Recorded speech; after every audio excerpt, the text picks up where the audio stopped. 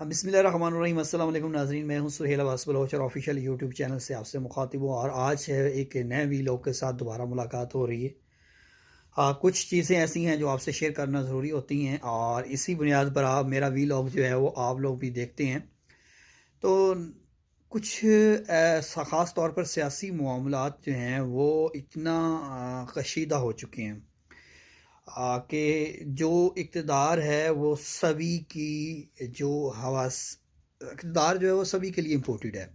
आवाम हो, मैं हूँ, आप हो, कोई इम्पोर्टेंट नहीं है। इक़्तिदार चाहिए हमें, इनका मकसद ये है हुक्मरानों का, और उसी बुनियाद पर ये सारा खेल खेला जाता है और इसी बुनियाद पर जो बेगुनाह शहरी हैं उनकी अमवात भी होती हैं और इसी बुनियाद पर आपके मुल्क की मईशत जो है वो ख़राब होती है।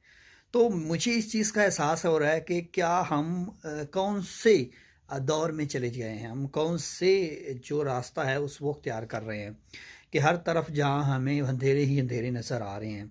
एक तरफ अदारे हैं, दूसरी तरफ सियासतदान हैं। मैं इसलिए कह रहा हूँ कि जब बंद कमरों में फ़ैसले होते हैं या फिर जो बंद कमरों से बेबुनियाद फ़ैसले किए जाते हैं, तब इंसान जो आम आदमी है उसे क्या ख़बर होनी है कि क्या फ़ैसला होने जा रहा है, क्या नहीं होने जा रहा है। सुप्रीम कोर्ट की जो कार्रवाई हुई है, जो समाअत हुई है, इस पर थोड़ी-सी बात करूँगा और इसके बाद एक और बड़ी ख़बर है वो आपके सामने रखूँगा।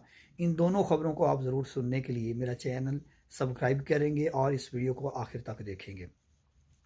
समाज में बड़ी दिलचस्प सूरत आ रही थी। चीफ जस्टिस जो हैं उमर अतिया बंदयाल, उन्होंने रिमार्क्स दिए और उन्होंने कहा कि जो हुकूमत और इत्तेहादी हैं वो हम पर इत्मीद का इजहार ही नहीं कर रहे, तो हम उनके वकला को क्यों सुने।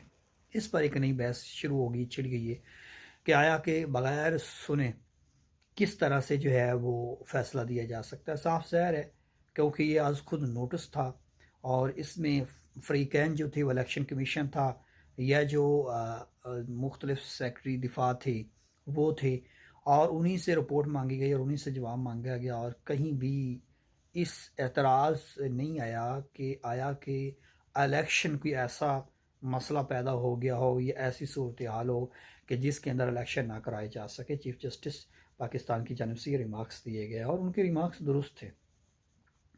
इसलिए दुरुस्त थे कि आया कि कोई ऐसी वजूहत होनी चाहिए ना, आप कोई काम करने चाह रहे हैं, आप किसी चीज़ को तख़ीर का शिकार बना रहे हैं। एक ही आपके पास मौक़िफ़ है कि 2 सूबों में इलेक्शन जो है वो नहीं हो सकते, ये सूरत हाल है, या फिर आप का जवाब हुकूमत का ये है कि एक साथ होने चाहिए। सब यही चाहते हैं, इमरान खान भी यही चाहता है कि एक साथ होने चाहिए। तो हुकूमत को फिर जो है वो तारीख दे देनी चाहिए कि अक्टूबर में जो है वो तमाम दोनों जो हैं वो इंतखाबात होंगे, कौमी असम्बली के भी और सूबाई असम्बलियों की, तो मसला हल हो जाएगा। इस पर चीफ जस्टिस ने भी रजामंदी का इजहार किया कि अच्छा ये फ़ैसला है अगर इस तरह हो जाए, लेकिन माने कौन।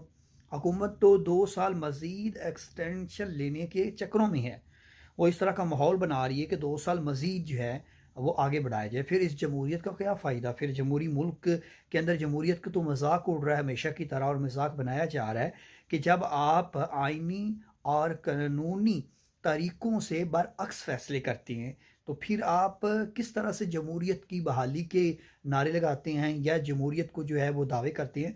तो हाँ, ये सियासतदान ही हैं जो मुल्क को ख़राब करती हैं, इन्हीं की बदनीति पर ये मुल्क ख़राब हुआ है। किसी की कोई मुदाखलत नहीं हो सकती और ना ही कोई कर सकता था अगर ये सियासतदान एक पेज पर आते। देखिए आप पुरानी जो तारीख़ है उसमें मैं नहीं जाता कि क्या हुआ, लेकिन जो मौजूदा सूरत हाल पर है इसी पर बात करूँगा। तो ये देखें किस तरह से कशमकश नज़र आ रही है। तो पाकिस्तानियों को अब फ़ैसला करना होगा कि किसका साथ देने हैं और किसके पीछे निकलना है। इमरान खान जो हैं वो यकीनन एक राइट्स पर हैं कि उन्होंने अपनी दोनों हुकूमतें जो हैं वो गिरा दी हैं, खुद गिराई हैं और उनका मकसद सिर्फ यह कि आम इंतखाबात वो करवाना चाहते थे। एक उनका दूसरा मकसद ये था कि आवाम में मकबूलियत हासिल करते रहें। तीसरा उनका मकसद ये था कि दोनों सूबों के अंदर जो करप्शन हो रही है या फिर जो मामलात ख़राब हो रहे हैं, जो महंगाई हो रही है, उसका ज़िम्मेदार मुझे भी ठहराया जाएगा। तो लिहाजा जो है वो मैं दोनों असम्बलियाँ तालील कर दूँ ताकि दोनों असम्बलियाँ तालील होने के बाद कौमी असम्बली और सूबाई असम्बलियों के इलेक्शन हो जाए। उसका वो ख्वाब तो पूरा हुआ नहीं। उसके बाद सुप्रीम कोर्ट ने आज खुद नोटिस लिया, उस पर जो है वो हुकूमत ने तरमीम कर दी और अब बिल एक जो है उस पर सदर के दस्तखत होने हैं और वो दस्तखत होने मुश्किल है क्योंकि सदर जो है वो तरीके इंसाफ का है, तो क्या वो हुकूमत के कहने पर वो दस्तखत करेंगे? मुश्किल है। ये एक नया आइनी बुरान शिद्दत इख्तियार कर रहा है और दिन ब दिन रोज़ आए रोज़ कोई ना कोई ऐसी चीज़ निकलती रहती है। और जनाब एक मेला लगा हुआ है, मुल्क के साथ मजाक हो रहा है, मैशत ख़राब हो रही है, आपके आइनी अदारे जो हैं उनको बदनाम किया जा रहा है और आइनी अदारे ख़ुद बदनाम होने की कोशिश भी कर रहे हैं। अंदाज़ा कर लें कि ये है हमारे मुल्क में आइन और कानून की हुक्मरानी, जिसको हम बड़ी वालियाना अंदाज में कहते हैं। और इस्लाम के नाम पर जो है वो ये मुल्क बना था जिसका हमने मजाक बना के रख दिया है। अदल व इंसाफ का यहाँ पर किसी किस्म का कोई नाम नहीं है। जहाँ देखें गरीब आदमी को तो इंसाफ मिलता नहीं है। जब इन बड़ों के मामलात होते हैं तो फिर सुप्रीम कोर्ट भी आज खुद नोटिस लेती हैं, तो फिर जो अदारे हैं वो भी हरकत में आती हैं। बरकैफ इस सारी सूरत हाल में गरीब आदमी पिस के रह गया।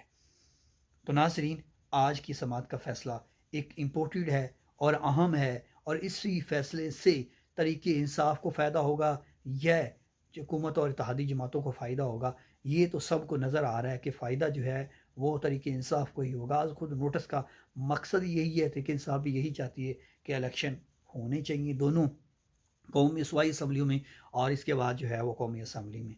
हुकूमत जो है वो फिर अगर ये नहीं करेगी तो एक नई जो है वो सियासी अदम इस्तेकाम और आइनी बुरान जो है वो शिद्दत इख्तियार करेगा, जिसका खमियाजा मुझे और आप सबको भुगतना पड़ेगा। सुहेल अब्बास बलोच को दीजिए इजाज़त।